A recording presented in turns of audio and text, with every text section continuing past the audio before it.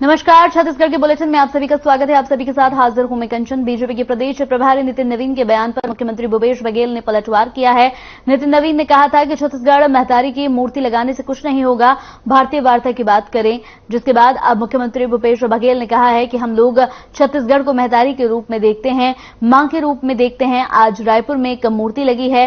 प्रदेश के हर एक जिले में छत्तीसगढ़ माता की मूर्ति लगाई जाएगी। सीएम भूपेश बघेल ने कहा कि जिस प्रकार से हम भारत माता को मानते हैं, उसी तरह से छत्तीसगढ़ महतारी भी हमारी माता है।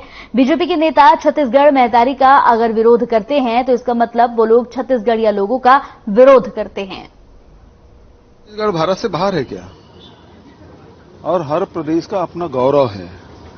और छत्तीसगढ़ महतारी की मूर्ति आज कल रायपुर में हम लोगों ने लगाया है। अब सभी जिले मुख्यालय में ये मूर्ति लगेगी। हम लोग छत्तीसगढ़ को महतारी के रूप में, मां के रूप में हम लोग देखते हैं और उसी का नारा भी लगाते हैं और छत्तीसगढ़ महतारी की हम लोग पूजा करते हैं। और ये तो छत्तीसगढ़ है, भारत माता की दुलोरिन बेटी है छत्तीसगढ़। और जिस प्रकार से हम भारत माता का सम्मान करते हैं, भारतीय होने का हमको गौरव है, भारत माता हम सबकी माता है, उसी प्रकार से छत्तीसगढ़ भी हमारी माता है और उसका विरोध करते हैं। इसका मतलब वो भारतीय जनता पार्टी छत्तीसगढ़ के लोगों को विरोध कर रहा है। उनके शुरू से 15 साल सरकार में रहे, कभी छत्तीसगढ़ को, छत्तीसगढ़ी भाषा को, छत्तीसगढ़ की संस्कृति को बढ़ाने के लिए कभी कोई काम नहीं किया। आज देखिए कि हमारे प्रदेश में 42 जनजाति लोग निवास करते हैं। कभी उनकी सुध नहीं ली। आज सभी हमारे 42 जो जनजाति हैं उसकी संस्कृति और यहाँ सब मिला के ही तो छत्तीसगढ़ संस्कृति है। और हम अपनी संस्कृति को बढ़ा रहे हैं तो इनको तकलीफ हो रही है। ये दरअसल में 15 साल में छत्तीसगढ़ को लूटने का काम किए हैं, शोषण किए हैं। और इस कारण से जब छत्तीसगढ़ के लोग जब जाग गए हैं, वो अपना अधिकार समझ रहे हैं, छत्तीसगढ़ी और छत्तीसगढ़ की संस्कृति जब विश्व पटल में सामने आ रहा है, सारे कलाकार बोल रहे हैं छत्तीसगढ़िया सबसे बढ़िया, उस समय इनके पेट में तकलीफ हो रही है। तो बेमेतरा में किसान नेता योगेश तिवारी के नेतृत्व में सैकड़ों किसानों ने डिप्टी कलेक्टर वीआर मस्के को ज्ञापन सौंपा। आपको बता दें कि ये ज्ञापन खरीदी केंद्रों में इलेक्ट्रॉनिक कांटे की मांग को लेकर सौंपे गए। किसान पिछले कई दिनों से इलेक्ट्रॉनिक कांटे की मांग कर रहे थे।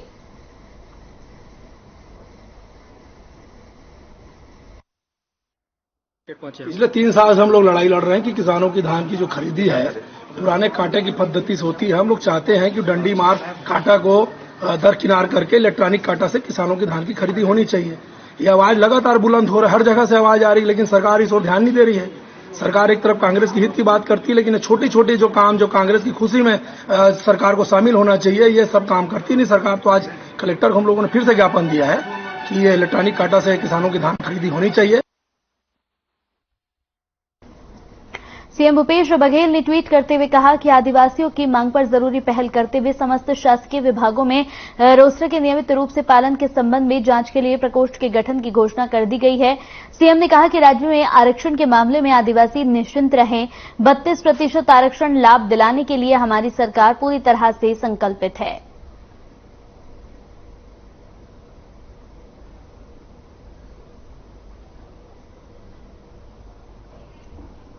प्रदेश के बीजेपी प्रवक्ता देवलाल ठाकुर ने कांग्रेस पर निशाना साधते हुए कहा कि आदिवासियों को आरक्षण कांग्रेस के काम न करने की वजह से खत्म हो गया है। उन्होंने प्रदेश सरकार से अधिसूचना जारी कर आरक्षण को 32% करने की मांग की है। साथ ही प्रदेश सरकार से यहां आदिवासियों को गुमराह न करने की अपील की है।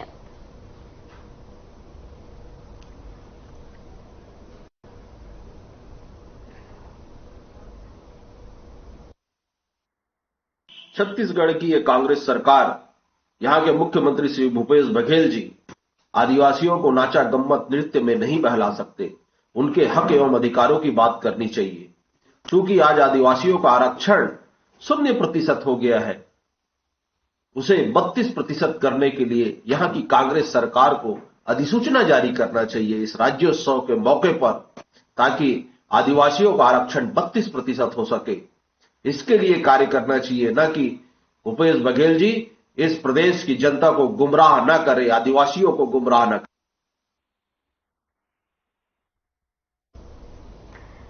रायपुर में बीजेपी के महतारी हुंकार रैली और बैठक पर कांग्रेस ने पलटवार किया। इस दौरान कांग्रेस मीडिया संचार विभाग के अध्यक्ष सुशील आनंद शुक्ला ने बीजेपी प्रदेश अध्यक्ष अरुण साहू की हुंकार रैली पर पलटवार किया। साथ ही उन्होंने कहा कि बीजेपी इस समय छत्तीसगढ़ में काल्पनिक मुद्दों पर राजनीति कर रही है। इसके साथ ही उन्होंने कहा कि छत्तीसगढ़ में बीजेपी इससे पहले भी बेरोजगारी और अपने राष्ट्रीय अध्यक्ष के स्वागत के लिए बड़ी रैली करने का दावा कर रही थी। इसके बावजूद सारे दावे यहां पर फेल हो गए थे। वहीं अब ये महिलाओं को इकट्ठा कर महतारी हुंकार रैली करने की तैयारी में है, लेकिन महिलाएं इनके साथ नहीं जाएंगी।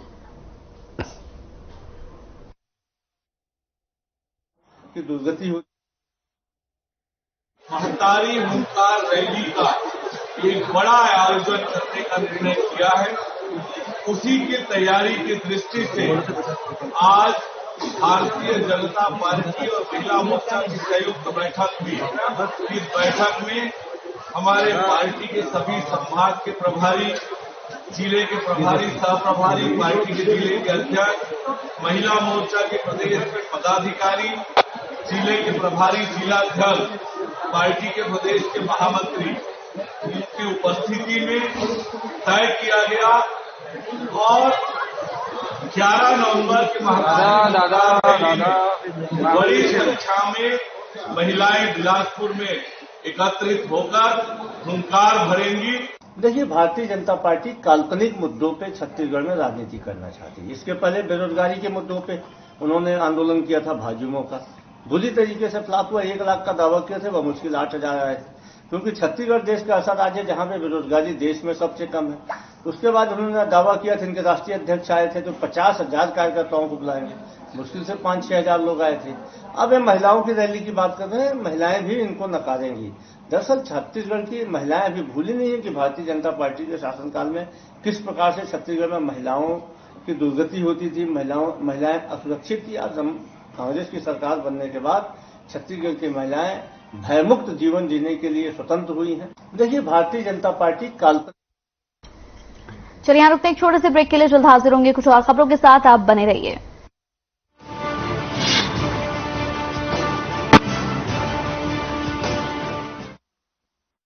सब कुछ आजमाया और तब मैंने माना कि सिर्फ सच्ची सहेली ही है महिलाओं के उन मुश्किल दिनों की हर समस्या, जैसे कठिन दर्द, अनियमितता, खून की कमी, थकान व कमजोरी जैसी सभी प्रॉब्लम्स के लिए नंबर 1 औषधि एवं टॉनिक। क्योंकि सिर्फ सच्ची सहेली में है 67 खास आयुर्वेदिक जड़ी बूटियाँ, जो मुश्किल दिनों की सभी तकलीफों को अंदर से ठीक करने में मदद करे।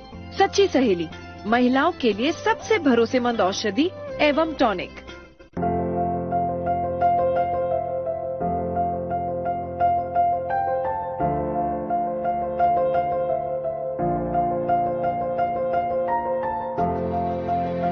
Success does not only depends upon hard work, but consistent hard work. And this is what I've learned from BKCL.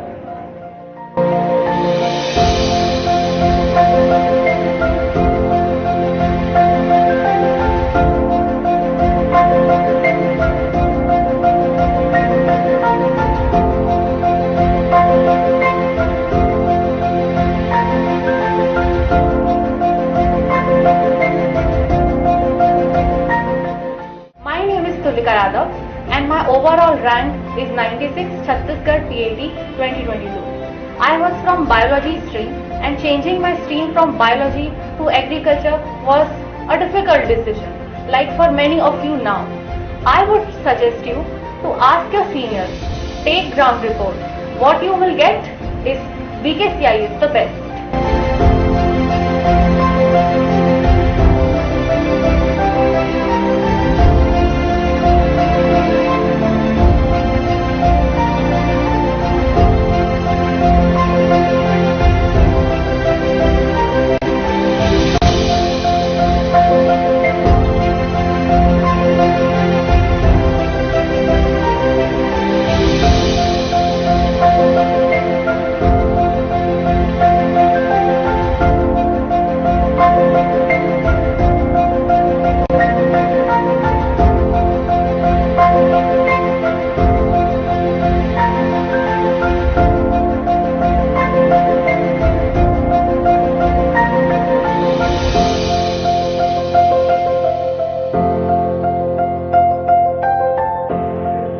My dear juniors and future PAT aspirants, BKCI does not need any advertisement.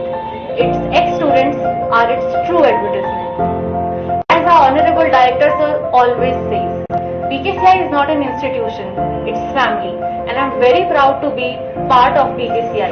Thank you. सफलता की राह में BKCI के साथ मैं Lakshman Shah, my PAT rank is 72. My name is Anil Sahu, a student of BKCI. My overall rank 30. Myself Akib Khan, student of BKCI. My overall rank is 51. मेरा नाम कौशल कुमार साहू है और मेरा CGPAT में ओवरऑल रैंक 49।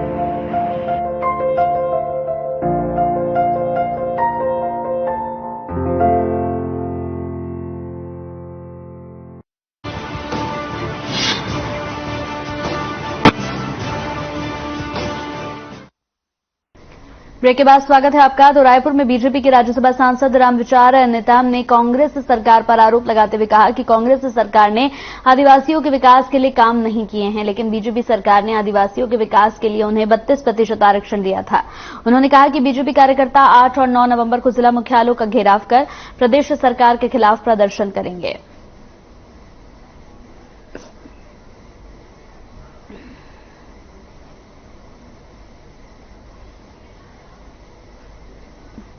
तो वहीं मानेंद्रगढ़ में राज्योत्सव कार्यक्रम में कांग्रेस में गुटबाजी नजर आई। बताया जा रहा है कि नगरपालिका अध्यक्ष प्रभा पटेल को मंच पर कुर्सी नहीं मिलने और मंच के फ्लैक्सी में फोटो नहीं लगवाने पर नाराजगी जताई। साथ ही उन्होंने जमीन पर बैठकर राज्योत्सव कार्यक्रम का विरोध किया, जिसके बाद नाराज नगरपालिका अध्यक्ष और पार्षदों को मनाने के लिए विधायक विनय जायसवाल पहुंचे। इस दौरान नाराज अध्यक्ष और पार्षदों ने कलेक्टर और अधिकारियों पर कार्रवाई करने की जिद यहां पर कर दी।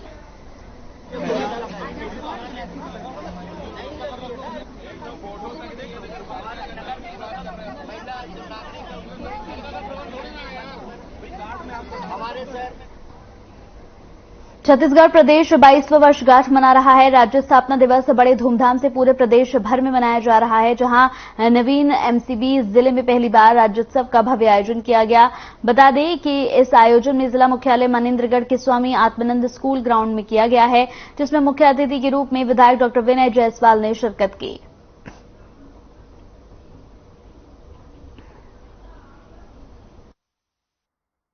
देखिए, निश्चित रूप से आज का जो हमारा एमसीबी जिला बनने के बाद ये जिला स्तर का पहला ये बड़ा कार्यक्रम है, राज्योत्सव का कार्यक्रम है और ये मनेंद्रगढ़ के स्कूल ग्राउंड में हो रहा है। इसके लिए मैं पूरे सभी को बधाई देता हूँ। बहुत अच्छा माहौल है, पूरे लोग यहाँ आए हुए हैं, उत्साह का वातावरण है।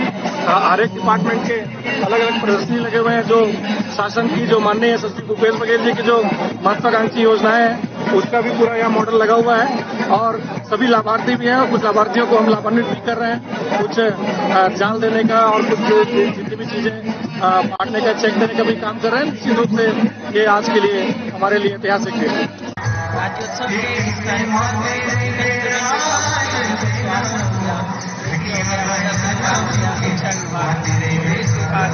के साथ साथ हमारे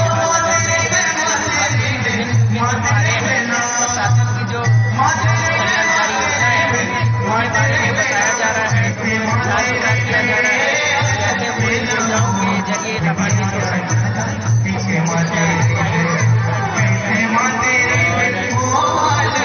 माध्यम से यहाँ के नगर के वासियों में और जिले के वासियों में योजनाओं के बारे में जानकारी प्राप्त।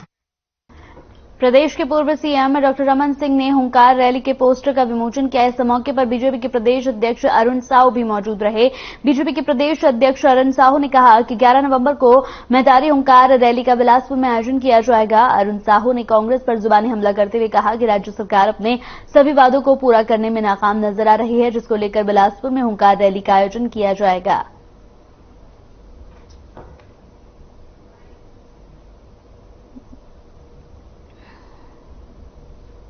11 नवंबर को बिलासपुर में महतारी हुंकार रैली का एक बड़ा आयोजन करने का निर्णय किया है।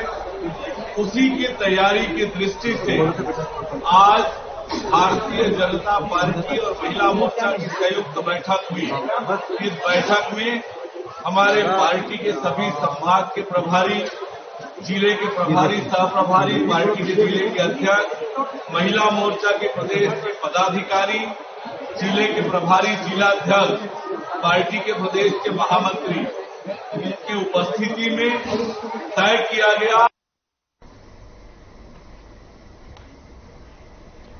दुर्ग जिले में समर्थन मूल्य पर धान खरीदी शुरू हो गई है। इस साल लगभग 110 लाख मीट्रिक धान होने का अनुमान है। राज्य में समर्थन मूल्य पर धान खरीद के लिए 2497 उपार्जन केंद्र बनाए गए हैं।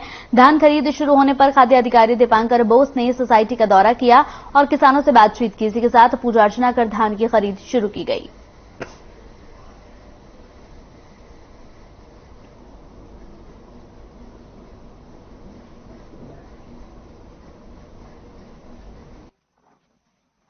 अभी तक 2 समितियों का हमने निरीक्षण किया और दोनों समिति में धान खरीदी की जो है प्रारंभ हो चुकी है। अब तीसरी सोसाइटी में जो है तो रिसामा जो है तो मैं यहाँ से निकल रहा हूँ। निरीक्षण में पाया कि हमारा जो नियम है, जो नीति है, उसके अनुसार जो है तो खरीदी चालू कर दी गई है। 50% पुराने बारदाने, 50% नए बारदाने में और मॉइस्चर जो है तो अधिकतम 17% जो है तो मान्य किया गया है। चलिए यहाँ रुकते हैं, एक और छोटे से ब्रेक के लिए जल्द हाजिर होंगे।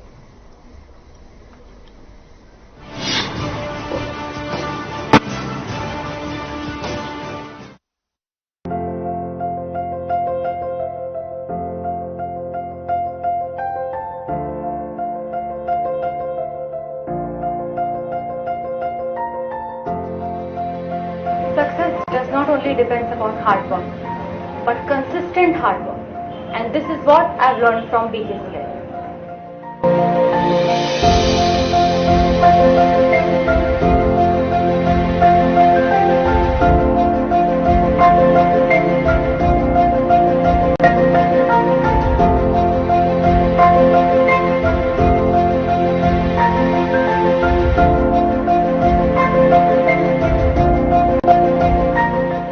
My name is Tulika Yadav and my overall rank is 96 Chhattisgarh TAT 2022.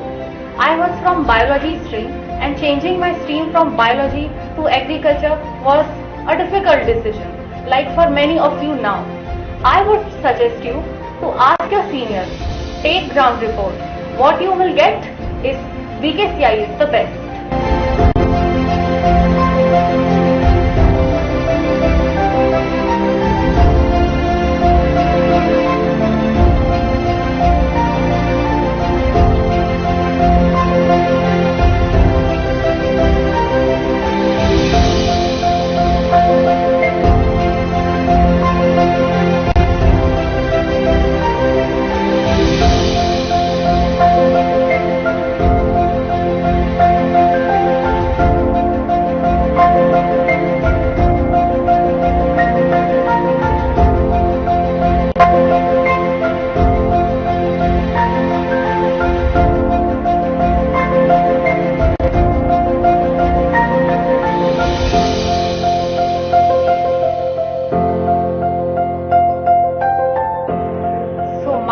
Juniors and future PAT aspirants, BKCI does not need any advertisement. Its ex-students are its true advertisement.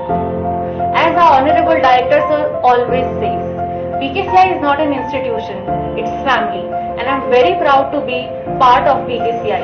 Thank you. सफलता की राह में BKCI के साथ मैं Lakshman Shah, my PAT rank is 72. My name is Anil Sahu, a student of BKCI. My overall rank 30. Myself Akib Khan, student of BKCI. My overall rank is 51. मेरा नाम कौशल कुमार साहू है और मेरा CGPAT में ओवरऑल रैंक 49।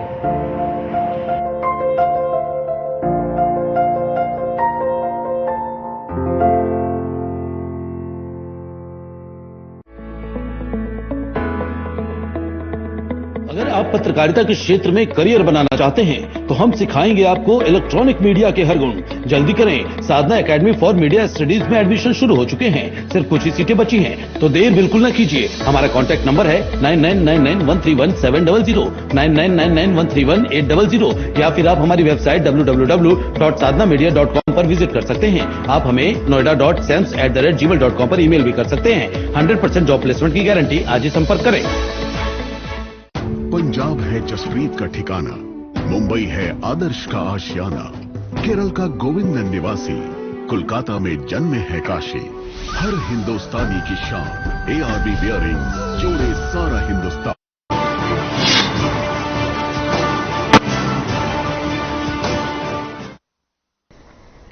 ब्रेक के बाद स्वागत है आपका। तो दुर्ग जिले में राज्य स्थापना दिवस धूमधाम से मनाया गया। इस मौके पर सांस्कृतिक कार्यक्रमों का भी आयोजन किया गया। दुर्ग जिले में यहां गंजपारा में 25 विभागों ने मिलकर प्रदर्शनी का आयोजन किया। इस प्रदर्शनी में ग्रामीण और शहरी समितियों ने अपने उत्पादों का प्रदर्शन किया। इस कार्यक्रम में स्कूली बच्चों और स्थानीय लोगों ने बढ़ चढ़कर शिरकत भी की।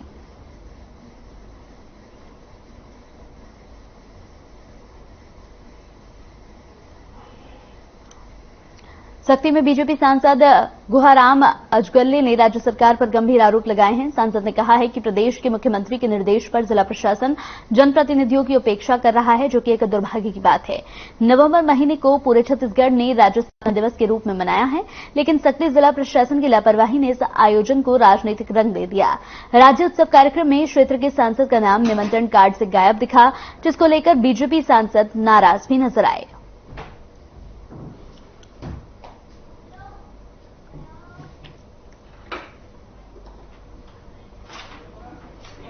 जी देखिए, ये राज्योत्सव का कार्यक्रम किसी दल पार्टी का नहीं है, बल्कि ये छत्तीसगढ़ बना है, उसको उत्सव के रूप में हम हर साल मनाते हैं। ऐसे परिस्थिति पे किसी जनप्रतिनिधि को आमंत्रित नहीं करना, वो भी सांसद जी को, ये दुर्भाग्य की बात है। और किसी भी जनप्रतिनिधि के साथ ऐसा नहीं होना चाहिए।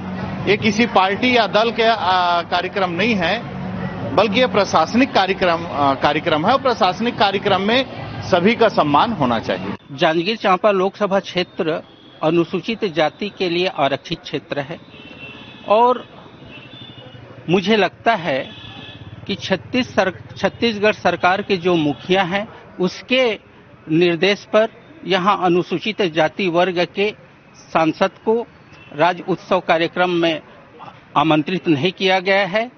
इससे क्षेत्र के जनता और अनुसूचित जाति वर्ग के लोग काफी आक्रोशित हैं। चलिए इसी के साथ छत्तीसगढ़ के बुलेटिन में मेरे साथ इतना ही। नमस्कार।